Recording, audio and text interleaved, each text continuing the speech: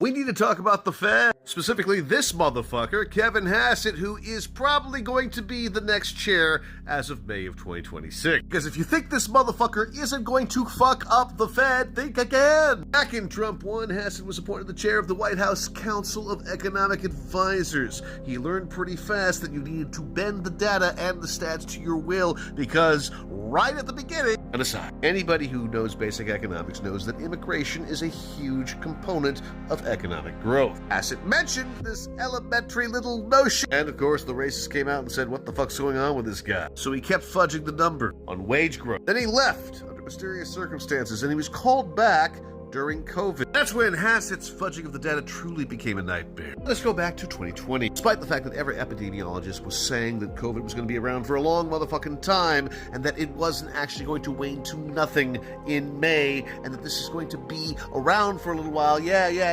You can guess what Hassett did. He actually said that the death rate, contrary to reality, contrary to all projections, was going to drop to 0 in mid-May, and used this for his economic projection, which were, you guessed it, completely fucking off. Hassett was ridiculed by a vast cadre of scholars and economists. Do not fucking trust this guy, but he knew how to hold water for Trump. Just made a little fib. Fudge the numbers here, fudge the numbers there, nobody's gonna know. The House always wins anyway. He kept doing that and doing that and doing that. He's been in the top 5 candidates for a while, but he is widely believed to be the guy who Trump will pick to be the chair of the Fed.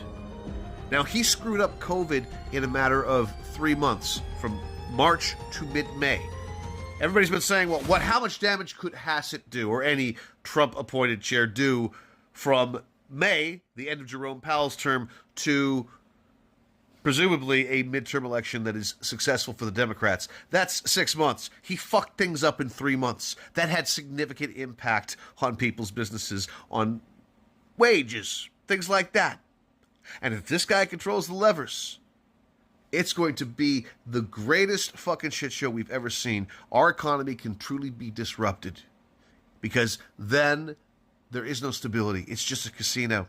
And these people don't care about you, me, any of the 99%. That is who this motherfucker is. We need to get fucking serious about that. We need to press the Democratic representatives who will confirm him and tell them no for every single Trump choice. Stall them as long as they can, or force them to reappoint Powell in the meantime. Because the economy is not a fucking game here, folks.